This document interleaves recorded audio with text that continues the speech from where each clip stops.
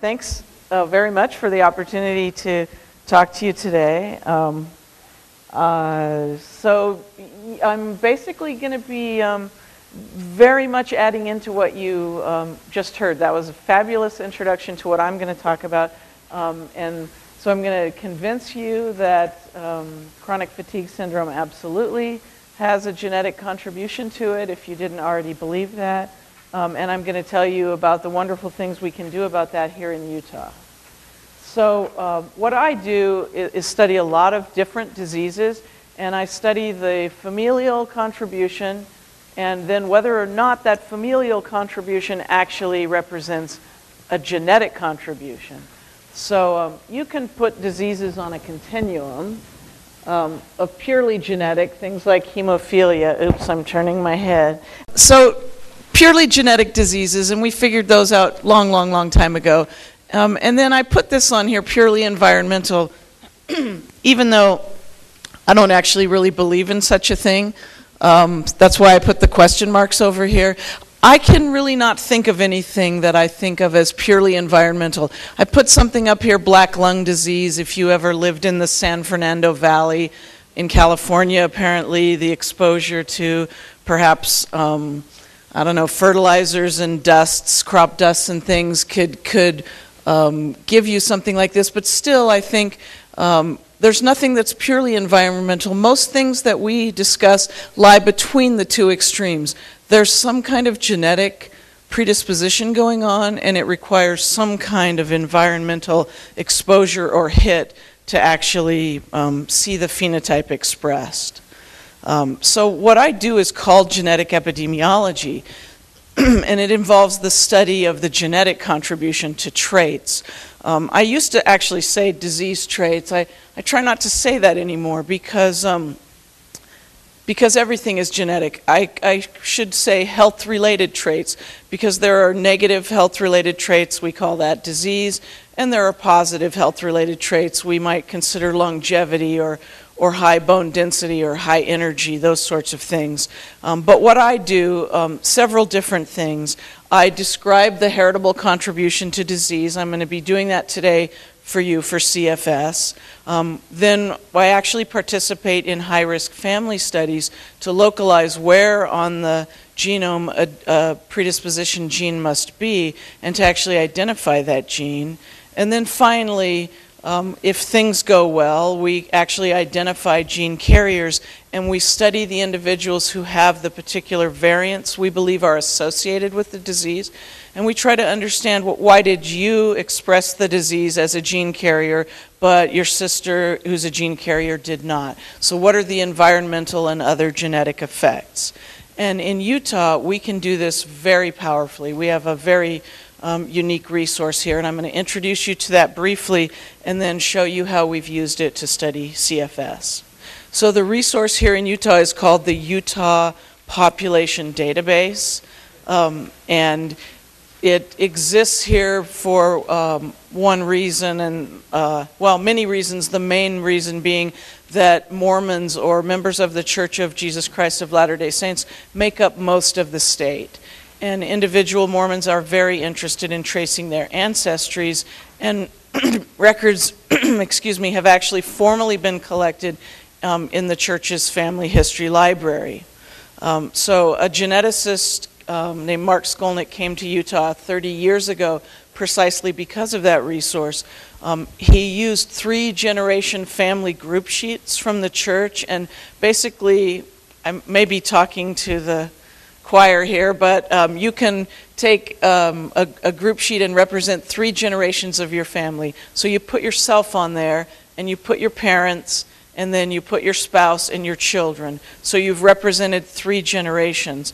So those 3-generation group sheets were collected where they had any life event, birth, death, marriage, in Utah or along the Pioneer Trail that led the original founders to Utah back in the mid-1800s. So this original Utah genealogy took those 3-generation group sheets, about 200,000 of them, linked them into a genealogy of about 1.5 million people that extended back about 6 or 7 generations.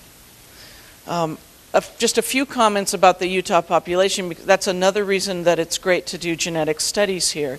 So again, as many of you probably know, adherence to prescriptions against coffee, tea, tobacco, and alcohol is actually pretty high. We have lower rates of smoking and thus better health for many diseases in Utah. The church teachings encourage large families, very strong ties, high educational attainment, interest in science, strict sexual mores. And during the late 19th century, when the Mormons really had a goal of filling a lot of empty space in Utah, there were lots of children per couple, and we got a lot of extra couples from the practice of polygamy. So we have individuals who were polygamous pioneers who today have over 100,000 living descendants who carry some part of the genetic heritage from that original founder. One final thing that people don't always understand about Utah is we're not, people think about religious isolates and how powerful those kinds of groups are for genetic studies. We are not a religious isolate. The Mormons who came over were largely unrelated and had a very low level of inbreeding, that is, of marrying someone closely related. And still today, the level of inbreeding is lower than the U.S. average. So we're not that strange here in Utah. So the resources, we've got this great genealogy that was computerized. Nowadays, it's been added to by Department of Health vital statistics records. So it doesn't collect genealogy data anymore, but it does collect the pseudo-genealogy that's available, for instance, on a birth certificate. You've got a father and a mother and a child, and that's a little tiny family. And if you put all those together, you can extend your genealogy. So nowadays we say the genealogy has a little over 2 million Utah Mormon pioneers, and they're all the way down to their modern day descendants. It's been linked to a statewide cancer registry, and that is in fact what allowed us to find the first 2 breast cancer genes in Utah and the first melanoma gene. And it's also been linked to Utah death certificate records for 100 years, and that has allowed us recently to argue that there is actually a heritable contribution to who dies from an influenza infection, which is a very new and exciting result. And finally, it's been linked to University of Utah hospital data. Now, only since 1994, but there are 1.7 million patients represented in that data set, and many, many diagnoses. And this last linkage to the hospital data is what we've been able to use to study the heritable contribution to chronic fatigue syndrome. So, well, I think I kind of told you about this. The scope is actually quite impressive, though. We have 600,000 death certificates. I think it's about 140,000 cancer registry records, and then 1.7 million patients. Now, one limitation is that we use these records are all coded with ICD-9 diagnosis codes, and ICD-9 is good. It does have coding that's pretty specific for chronic fatigue syndrome. Its weakness is that it doesn't code specifically for fibromyalgia. So the results I'm talking about today are strictly limited to chronic fatigue syndrome, not fibromyalgia, but we're enthusiastic for ICD-10 coding to begin, because that's going to allow us to extend our studies a little bit. So just to give you an idea of how the phenotype data overlap with this population, and maybe I will step back because it's kind of a goofy slide. So the population, as I told you, has about 2.3 million people, and this just shows you males and females are fairly equivalently represented. We do see a little bit higher male data, and that's because when you build a genealogy, you have to do record linking. And women change their names, and that makes record linking that little bit more difficult. And so we typically have a few more males represented. And you can see the birth year representation here. Back in the beginning, the pioneers, it was smaller. The population continues to grow. And at the time we built this, I think this last little cohort wasn't quite complete. So the death certificate data, we go all the way back to people who were born at the beginning of our genealogy. The cancer data is a little bit later because the registry began in 1966.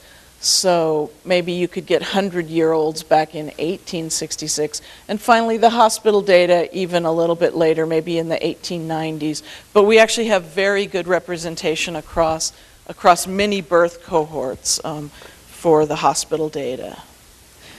So what does the Utah Population Database, when it's combined with medical data, give you? That's what it gives you. And that's why I'm in Utah and will probably never leave Utah, because this is what I do, is study high-risk pedigrees. And this is a prostate cancer pedigree from Utah. Excuse me.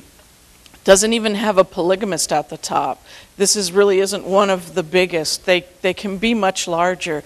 So the value here is lots of people study the genetics of prostate cancer, and they study families like this. Wow, 4 brothers and 2 nephews, fantastic, that's a great family.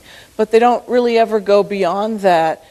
So what we have is many of these sets of 4 brothers, lots of situations where we have 1, 2, 3 generations. We know the genetic relationship between every single individual represented in a pedigree like this. And we know how you can actually estimate how much of this founder's genome each one of these people should share in common with any other. That's extremely powerful for genetic studies.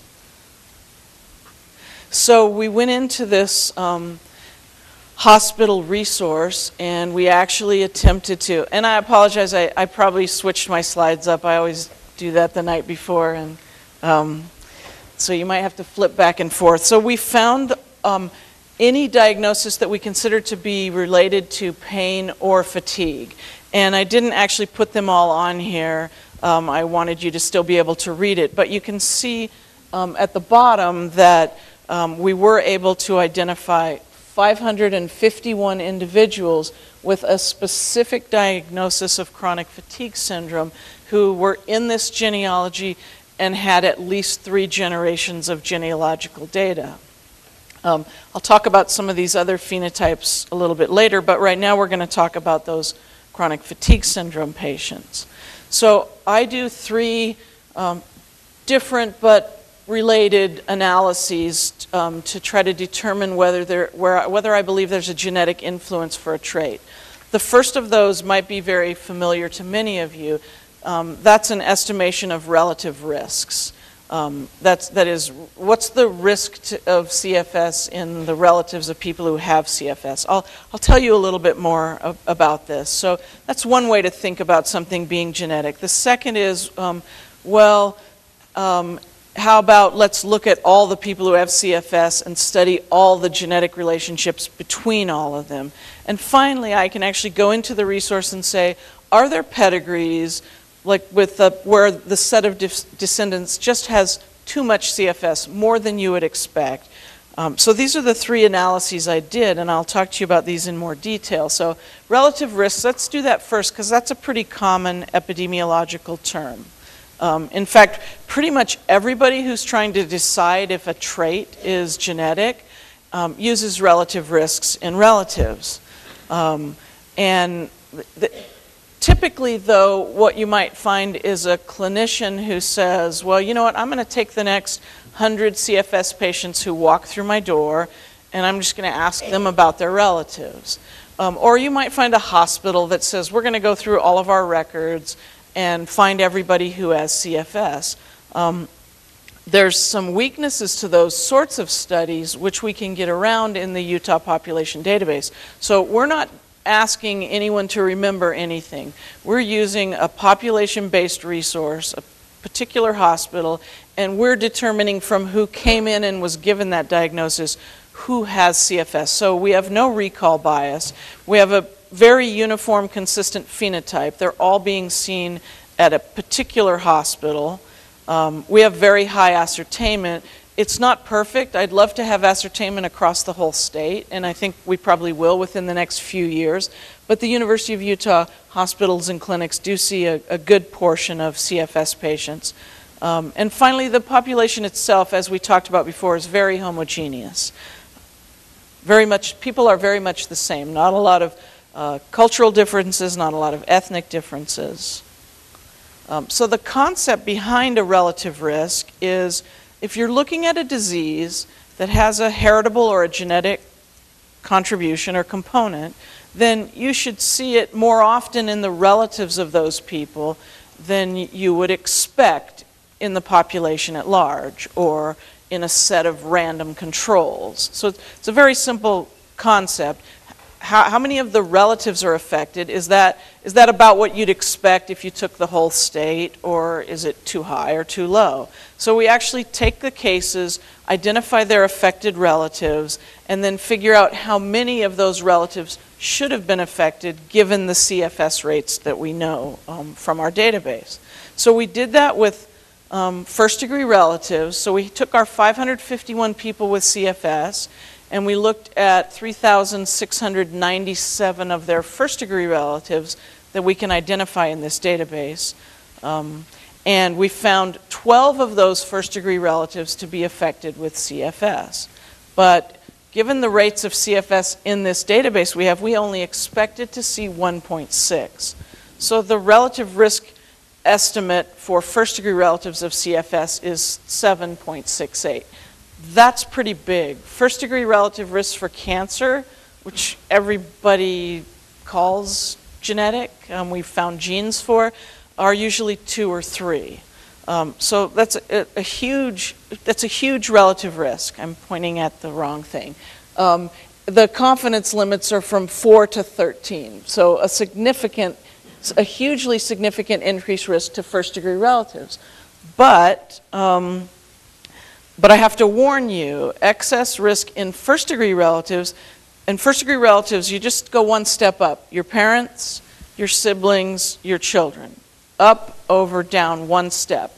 First-degree relative risks in those are exciting. It might be genetic because you do share a lot of genes, but it could also very much be environmental. I mean, you all grew up in the same house and ate the same things. You might have the same jobs and live in the same kind of neighborhood. So it's good, but it's really not good enough. So because we have this great resource, we can actually look one step further and look at second-degree relatives. So now we've taken those 551 CFS cases and identified 10,395 second-degree relatives.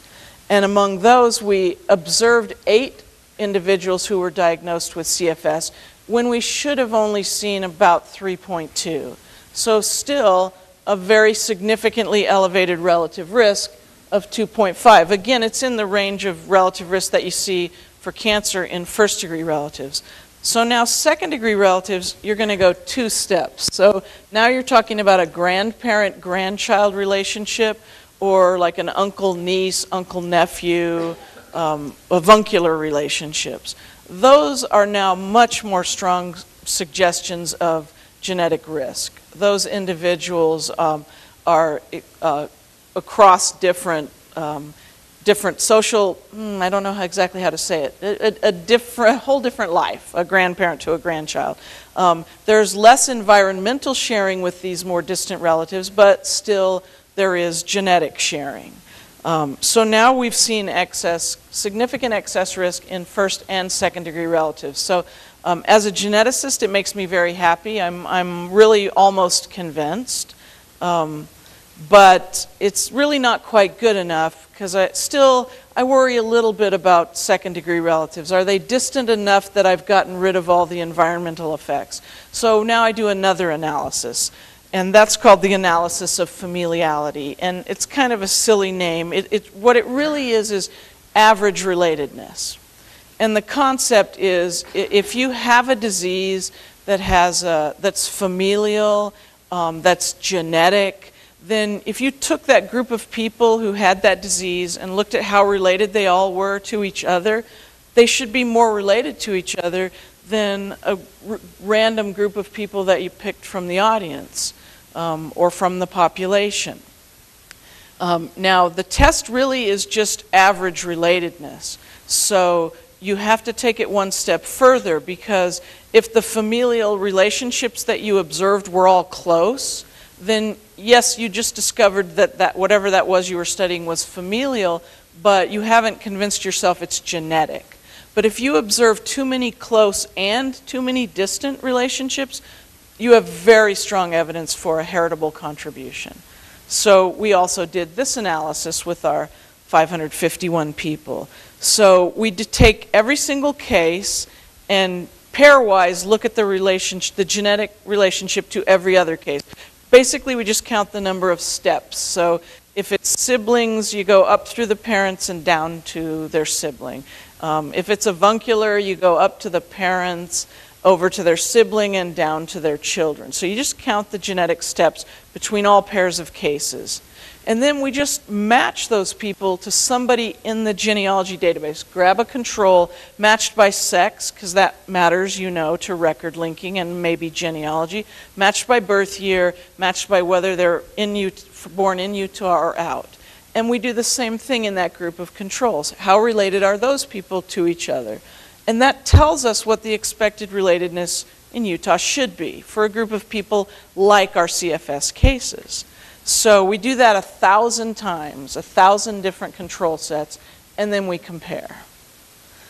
So we did that with the 551 CFS cases. Our average relatedness measuring cases was 4.13. It doesn't really mean anything specifically. The mean of 1,000 sets of matched controls was 2.81.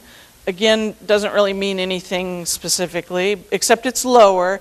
And when we compare our case value of 4.13 to the 1,000 different control distributions we ran, it was the highest of any of these groups of matched controls. So this is really an empirical p-value. We know the significance of this is less than 1 in 1,000. It's probably much less than 1 in 1,000. So we've got evidence here for significant excess relatedness between our cases, but still we have to ask ourselves, is that environmental or is it genetic? So I show this graph, and it's a little bit tricky. So I'm just going to describe it in more simple terms. So along the bottom, you've got meioses between cases. So remember, we took everybody 2 at a time, and we just counted the steps between them. And that's what these steps represent. These people are parent offspring.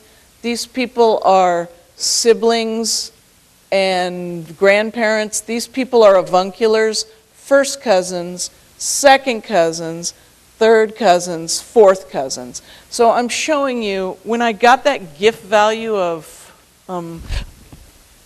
is this one kind of, I can't really tell from here. Thanks.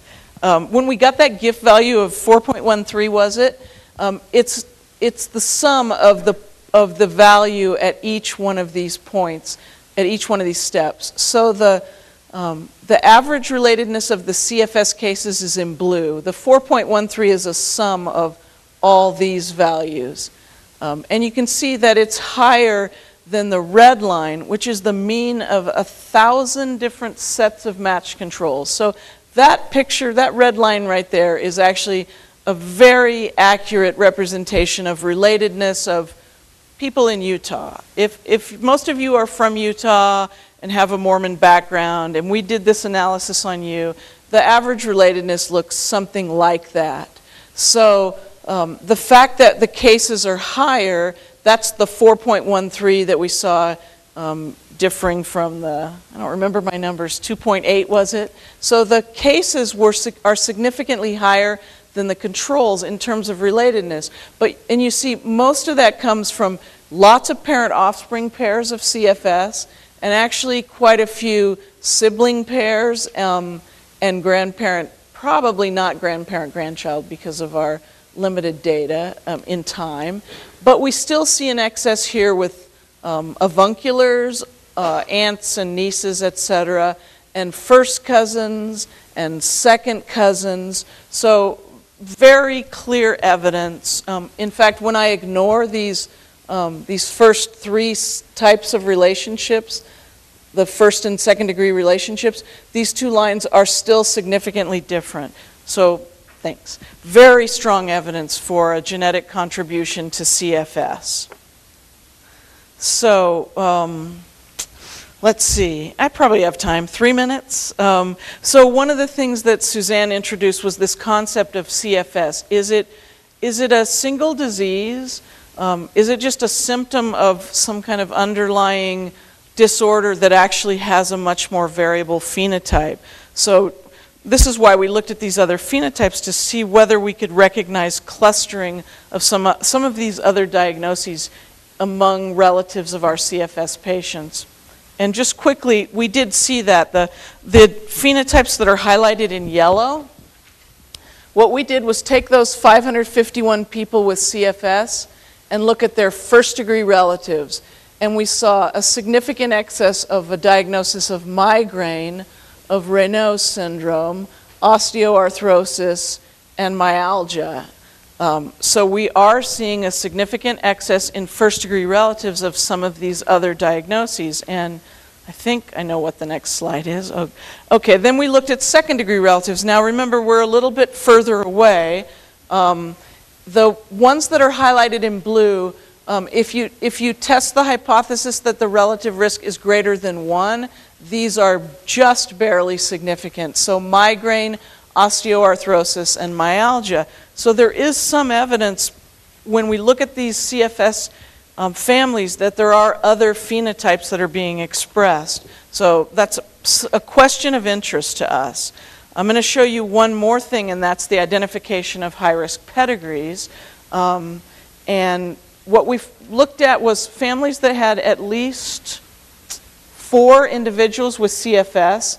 And if you take the founder and look at all the descendants from that original person, there's significantly more CFS than you should see in this population.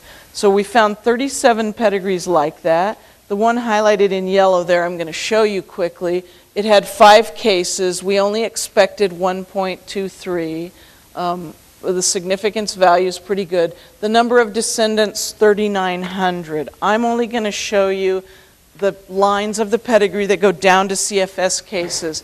So we did here have a polygamist, first wife, second wife, or vice versa.